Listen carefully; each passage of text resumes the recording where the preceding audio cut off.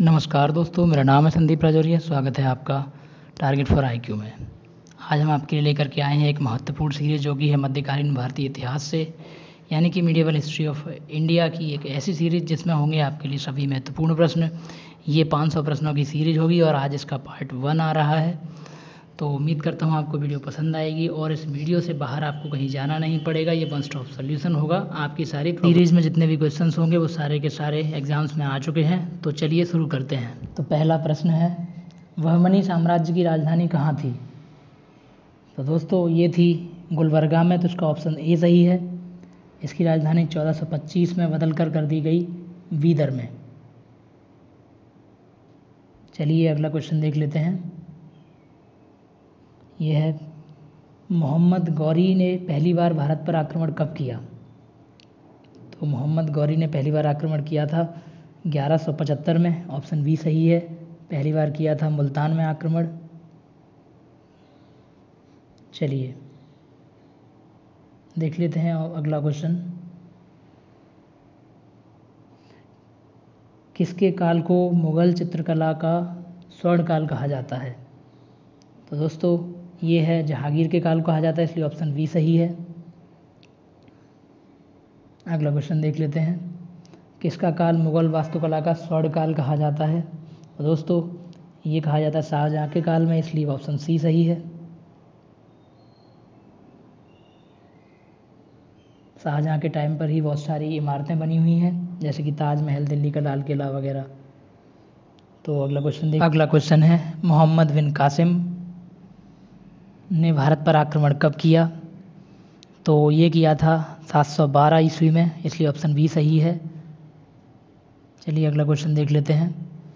लिंगराज मंदिर किस प्रदेश में है? तो दोस्तों इसका ऑप्शन ए सही है। ये उड़ीसा के भुवनेश्वर में है।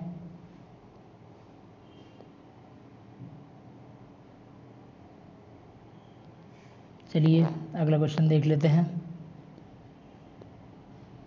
नटराज की कांस्य मूर्ति किस वन से संबंधित है? तो दोस्तों नटराज बोलते हैं भगवान शिव की तांडव नृत्य करती हुई प्रतिमा को।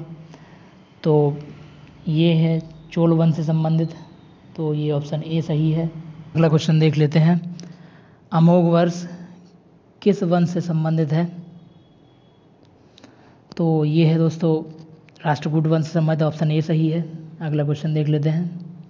ब्रिटेन की रानी एलिजाबेथ प्रथम किसके समकालीन थी? यानी कि जब ब्रिटेन की रानी ब्रिटेन में राज्य कर रही थी तब भारत में कौन राज्य कर रहा था? तो ये है ऑप्शन ए सही है, अकबर। इनका राज्य था 1558 से लेकर के 1603 एडी में, जब यहाँ पर इंडिया में कर रहा था अकबर शासन। चलिए अगला क्वेश्चन देख लेते हैं। अब्दुल कादिर बनायुनी, नकीब खान और थानेश्वर ये किसके दरबार में थे? तो दोस्तों ये अकबर के दरबार में थे, ऑप्शन ए सही है। अगला क्वेश्चन देख लेते हैं। किताब-अल हिंद की रचना किसने की? तो किताब-अल हिंद की रचना करी थी दोस्तों, ऑप्शन बी सही है, अल बरूनी ने। ये महमूद गजनवी के साथ भारत आए थे। अगला क्वेश्चन देख लेते हैं। किस सल्तनत कालीन राजा ने अपने अमीरों के बीच उसकी इजाज़त के बिना दावतों त्योहारों मनाने पर रोक लगा दी? तो ये था अलाउद्दीन खिलजी, ऑप्शन सी सही है। अलाउद्दीन खिलजी ने ऐसा किया कि कहीं उसके जो अमीर हैं यानी कि वो मंत्री हैं वो आपस में मिलकर के विद्रोह ना कर दें, विद्रोह की आशंका से डरने की वजह से उसने ऐसा किया। चलिए अगला क्वेश्चन देखते हैं।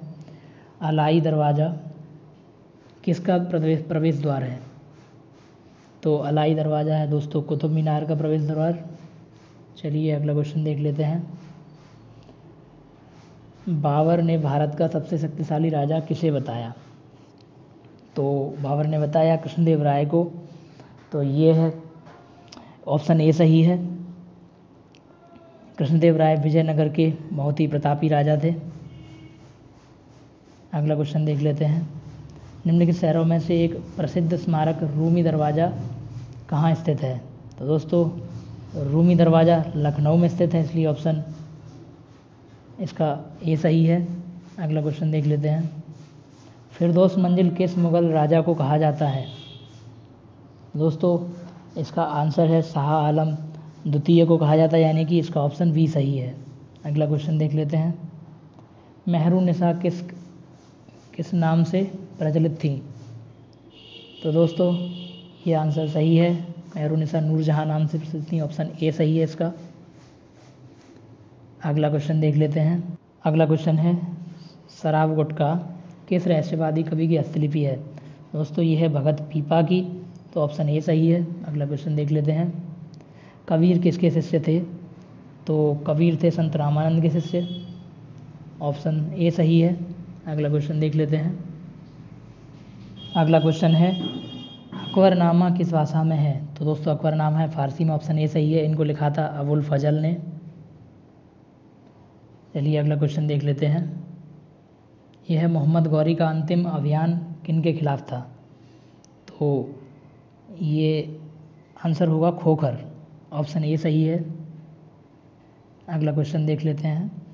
महमूद गजनवी के साथ भारत कौन आया था? दोस्तों क्वेश्चन को घुमा फिरा कर दे देते हैं, इसलिए क्वेश्चन ये दोबारा डाला गया है। तो अलवरूनी आया था महमूद गजनवी के साथ में। ऑप्शन ए सही है। अगला क्वेश्चन देख लेते हैं। औरंगजेब किस वाद्य यंत्र बजाने में निपुण था? तो दोस्तों औरंगजेब वीणा बजाने में निपुण था, लेकिन उसने अपने शासनकाल में संगीत के प्रयोग पर, संगीत के यूज़ पर पाबंदी लगा दी थी। अगला क्वेश्चन देख लेते हैं। इल्तुतमिश द्वारा 175 ग्राम का जारी किया सिक्का किस धातु का था? तो दोस्तों इल्तुतमिश ने जो 175 ग्राम का सिक्का जारी किया था वो था चांदी का। ऑप्शन बी सही है, चांदी का किया था उसने। टंका जारी, सिक्के का नाम था टंका। और एक तांबे का भी किया था जिसका नाम था जीतल। अगला क्वेश्चन देख लेते हैं। मलेविद और बेल्लूर के मंदिर किस वंश के राजाओं ने बनवाए? तो दोस्तों इसका आंसर है होयसल, तो ऑप्शन बी सही है। तो दोस्तों ये तो था इस 500 प्रश्नों की सीरीज़ का पार्ट 1। अगर आप सीरीज़ को पसंद करते हैं, इस वीडियो को पसंद करते हैं, तो ये सीरीज़ आगे कंटिन्यू की जाएगी और काफ़ी अच्छे प्रश्न मिलेंगे आपको। उम्मीद रखिए कि ये प्रश्न, इससे बाहर कहीं कुछ जाएगा नहीं, आपको वन स्टॉप सोल्यूशन मिलेगा।